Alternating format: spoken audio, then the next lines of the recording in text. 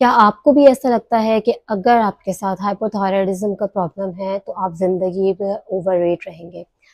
और हमें बताया यही जाता है। इनफैक्ट एक मेरी क्लाइंट हैं, उनकी कोई जानने वाली थी, तो वो मुझे बता रही थी कि उनके साथ हाइपोथायरायडिज्म का प्रॉब्लम था और उन्हें पता नहीं था। उनका अचानक वेट बढ़ना शुरू हो गया।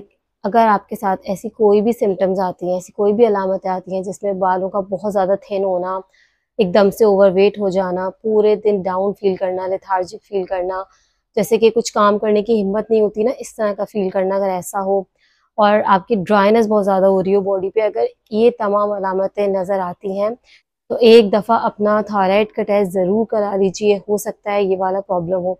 अब वो जो मेरी क्लाइंट की जानने वाली थी, उनके साथ ये प्रॉब्लम था, वो जिम गईं, उन्होंने कोई टेस्ट अपना नहीं कराया और वहाँ पे उन्होंने क्या किया और फिर उन्होंने किस चीज़ पे फ़ोकस किया, ईट लेस एंड एक्सरसाइज़ मोर। क्योंकि जो हाइपोथायरायडिज़्म के पेशेंट होते हैं, उनका मेटाबॉलिज़्म बहुत ज़्यादा स्लो हो जाता है, तो फिर उनको ये एडवाइस नहीं दी जाती कि आप बहुत कम खाएँ और बहुत ज़्यादा एक्सरसाइज़ करें। इनफैक्ट ये किसी को भी एडवाइस नहीं दी जाती, क्योंकि अगर आप 1-1 डेढ़-डेढ़ घंटा वर्कआउट करते हैं, उसके बाद आपको फ़ौरन एक हेल्दी मील की ज़रूरत होती है, अदरवाइज़ आपका मसल लॉस होता है। अब वो जो खातून थी, उन्होंने अपना वेट तो कम किया, लेकिन उन्होंने अपना क्या वेट कम किया, उनका मसल लॉस बहुत ज़्यादा हुआ और वेट कम करने के बाद बहुत से हेल्थ प्रॉब्लम्स और हेल्थ कंडीशन उनकी और ज़्यादा बिगड़ गई। इसलिए ये बहुत ज़्यादा ज़रूरी है, अगर आप सडन वेट गेन करते हैं, तो उसका रूट कॉज़ पता होना बहुत ज़्यादा ज़रूरी है। तो एक अपना टेस्ट ज़रूर करा लीजिए TSH थायराइड का, जिससे अंदाज़ा लगा सकें कि क्या थायराइड का प्रॉब्लम तो नहीं है, तो फिर आपको बहुत सी चीज़ों का ध्यान रख के अपने वेट को कम करने की ज़रूरत है। और जब आप वेट कम करने जाएँ तो ये चंद चीज़ें हैं। मैं हूँ वज़िया एजाज़ और आज की वीडियो में हम इन चीज़ों को डिस्कस करेंगे कि अगर आपके साथ हाइपोथायरायडिज़्म का प्रॉब्लम है तो आपको किन-किन चीज़ों का ख़्याल रखना डाइट में ज़रूरी है और आपको लाइफ़स्टाइल में क्या-क्या अपनी तब्दीलियाँ करनी पड़ेंगी, ताकि आप हेल्थ के साथ बेहतर तरीके से अपने वज़न को कम कर सकें। And always start with a fresh test. आपका उसी टाइम पे फ्रेश टेस्ट होना बहुत ज़्यादा ज़रूरी है, ताकि आपको अपने TSH लेवल्स पता हों कि क्या है, फ्री T3 का पता होना ज़रूरी है एंड फ्री T4 का। उसके बाद जो हम सब बहुत बड़ी मिस्टेक करते हैं, वो ये है कि जो थायरॉक्सिन हमें डॉक्टर्स रिकमेंड करते हैं, थायराइड पेशेंट को दी जाती हैं, तो उसके बाद वो ये कहते हैं कि कम से कम आधे या 1 घंटे का गैप दें क्योंकि ये खाली पेट दी जाती है, एम्प्टी स्टमक, सुबह उठते ही ये दवा ली जाती है। तो ये ज़रूरी है कि कम से कम आधे घंटे का गैप दिया जाए या डॉक्टर आपको जितना बताए। क्योंकि अक्सर थायराइड पेशेंट्स क्या कर रहे होते हैं कि आपने वो गोली खाई, उसके फ़ौरन बाद आप नाश्ता कर लेते हैं। तो हमें ऐसा नहीं करना। हमें क्या करना है, सबसे पहले हमें उठना है, हमें थायराइड की मेडिसिन लेनी है। उसके बाद हम तमाम जितने भी हमारे घर वाले हैं उनका नाश्ता बनाएँगे। इतनी देर में कम से कम आधा घंटा या 45 मिनट्स या 1 आवर जो आपको डॉक्टर ने कहा है उतना गुज़र जाए। उसके बाद फिर आप अपना नाश्ता करेंगे। और नाश्ते में हमें किन चीज़ों का ख़्याल रखना ज़रूरी है डाइट में? नाश्ते में आप लोगों के लिए पहला ऑप्शन ये हो सकता है कि आप 2 अंडों का इस्तेमाल करें और उसमें अच्छी सी सब्जियां ऐड करें। अब यहाँ पे सब्जियां लेते हुए आपको क्रूसीफेरस वेजिटेबल्स जो हैं उनको अवॉइड करना है और आपको इसकी जगह किन सब्जियों की तरफ जाना है, आप शिमला मिर्च ऐड कर सकते हैं, हरी प्याज ऐड कर सकते हैं, प्याज ऐड कर सकते हैं, टमाटर ऐड कर सकते हैं, पालक को ऐड कर सकते हैं, यानी ग्रीन लीफी वेजिटेबल्स। और एक और चीज़ यहाँ पे मैं कह दूँ कि अगर आपका डिस्टर्ब है थायराइड, तो अक्सर ग्रीन लीफी वेजिटेबल्स भी ये चीज़ देखने में आई है कि कभी-कभार इश्यू बन रही होती है, प्रॉब्लम क्रिएट कर रही होती है। तो बेस्ट ये है कि प्याज, टमाटर, शिमला मिर्च, हरी प्याज इनका इस्तेमाल कर लिया जाए सुबह के नाश्ते में, जो आप अपना ऑमलेट बनाएँ। अदरवाइज़ आप बॉइल्ड एग का इस्तेमाल कर सकते हैं, 1 ग्लास उसके साथ दूध पी सकते हैं। नट्स का इस्तेमाल ज़रूर कीजिए।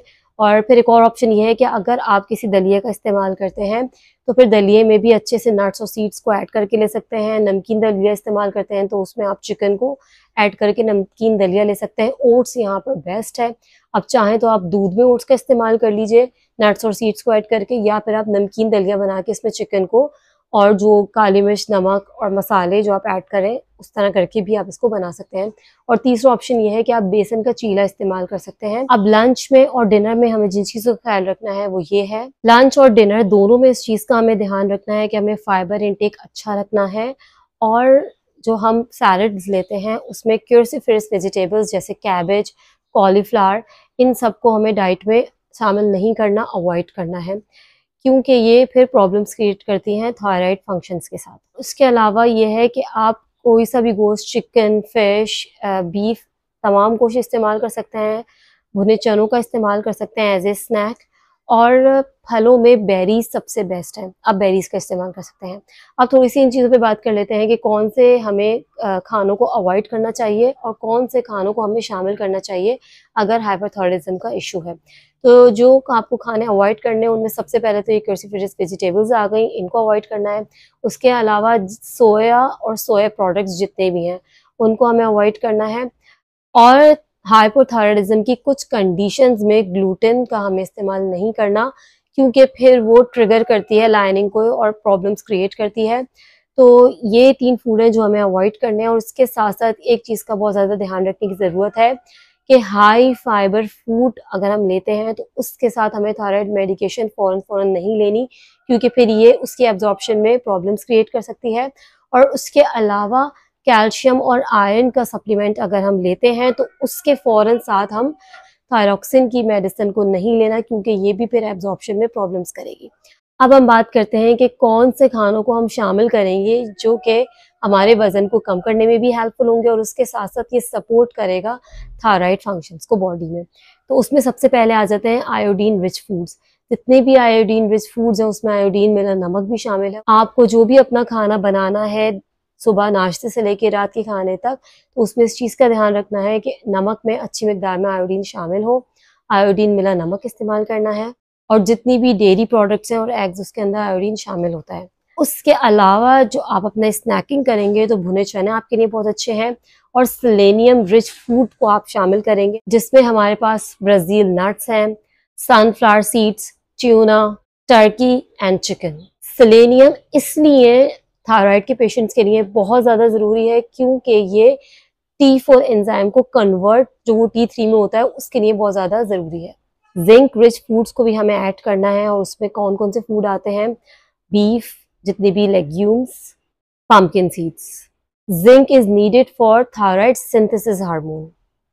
उसके अलावा विटामिन डी की कमी भी प्रॉब्लम्स क्रिएट कर सकती है, इसलिए विटामिन डी को ऐड करना, आप सप्लीमेंट्स के थ्रू भी उसको ऐड कर सकते हैं। उसके अलावा सनलाइट में बैठिए, कोशिश कीजिए सनलाइट में जाएं। और जितनी भी डेयरी प्रोडक्ट्स हैं उसको डेली बेसिस पे हमें ऐड करना है। और जितनी भी फैटी फिश हैं उनको हमें अपनी डाइट में ऐड करना है। फ्रूट्स में सबसे अच्छा ये है कि हम बेरीज का इंटेक करें, क्योंकि जितने भी बेरीज हैं वो बहुत ज़्यादा अच्छे होते हैं और हेल्पफुल होते हैं हाइपोथायराइडिज्म के पेशेंट्स के लिए। और नट्स में स्टडीज़ ये शो करती हैं कि पीनट्स अक्सर ख़ास तौर पे जिनका डिस्टर्ब होता है थायराइड हाइपोथायराइडिज्म का बहुत ज़्यादा डिस्टर्ब जिनका रिजल्ट आता है तो उनके लिए पीनट्स नुकसानदेह हैं। इसलिए पीनट्स की जगह आप तमाम नट्स को ले सकते हैं। और अगर आपका टेस्ट स्टेबल है, आपका हार्मोन स्टेबल है, तो उस सूरत में मॉडरेशन में पीनट का इस्तेमाल किया जा सकता है। अदरवाइज अगर आप इसको छोड़ दें, अवॉइड करें तो ये ज़्यादा बेहतर है। एक चीज़ का हमें ध्यान रखना बहुत ज़्यादा ज़रूरी है अगर हमारे साथ हाइपोथायराइडिज्म का प्रॉब्लम है कि हम प्रोटीन को ज़्यादा से ज़्यादा ऐड करेंगे अपनी डाइट में। और हम बहुत ज़्यादा लंबा गैप नहीं करेंगे क्योंकि मेटाबॉलिज्म ऑलरेडी ही स्लो हुआ होता है। तो क्योंकि अगर बहुत ज़्यादा लंबा गैप आ जाएगा तो फिर वो और ज़्यादा स्लो की तरफ जाएगा, इसलिए हमें लंबा गैप्स अपने मील्स के दौरान नहीं देना। और इसके अलावा मॉडरेशन में एक्सरसाइज करनी है। ऐसा नहीं कि हम डेढ़ घंटे बहुत हाई इंटेंसिटी वर्कआउट कर रहे हैं, क्योंकि वो भी स्ट्रेस हार्मोन बॉडी में बढ़ा देता है। तो इन तमाम चीज़ों का ध्यान रखिए और हाइपोथायराइडिज्म के साथ आप आसानी से अपने वजन को कम कर सकते हैं। अपना बहुत ज़्यादा ख्याल रखिए।